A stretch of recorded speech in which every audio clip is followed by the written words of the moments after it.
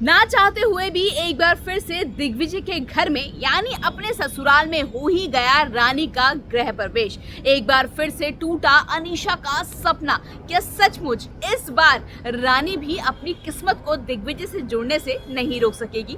Hello नमस्कार, बहुत बहुत स्वागत है आपका चैनल में। मैं हूं पूनम अधिकारी। स्टार प्लस के सीरियल पॉकेट में आसमां में रानी हमेशा कोशिश करती है कि वे दिग्विजय से दूर रहे, दिग्विजय उसके सामने ना आए, दिग्विजय कहीं उसे पहचान ना ले, लेकिन जो किस्मत है वो बार बार दिग्विजय और रानी को साथ लेकर आ रही है। अब देखिए ना, अनीशा ने कितनी कोशिश की थी कि उसकी और दिग्विजय की सगाई हो जाए, लेकिन ऐन वक्त में एक्सीडेंट हो गया, जिसके बाद दिग्विजय को अपनी सगाई छोड़कर भागना पड़ा हॉस्पिटल, जहां पे मरीज उसका इंतजार कर रहे थे।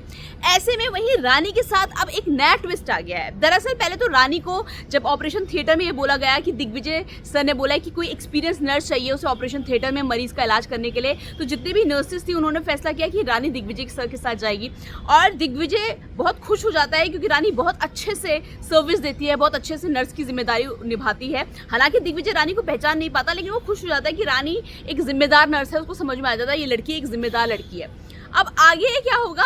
आगे हमने देखा कि किस तरह से बा की जो तबियत है वो बहुत ज़्यादा खराब हो जाती है, दिग्विजय की बा की तबियत बिगड़ती जाती है। ऐसे में दिग्विजय ये फैसला करता है कि उसके हॉस्पिटल में एक अच्छी नर्स है, वो रानी की ही बात कर रहा होता है कि उसके हॉस्पिटल में एक अच्छी नर्स है और उस नर्स को वो बा की देखभाल के लिए अपने घर ले आएगा।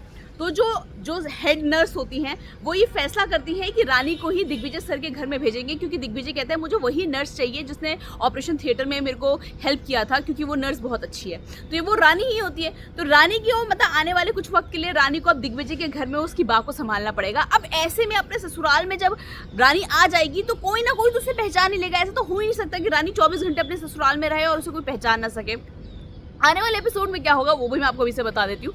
आने वाले एपिसोड में अब आपको देखने को मिलेगा कि जब रानी दिग्विजय के घर में आएगी बाकी देखभाल के लिए, तो हर कोई बोलेगा अच्छा आप नई नर्स है तो जाइए बा के पास जाइए और उनकी देख रेख करिए।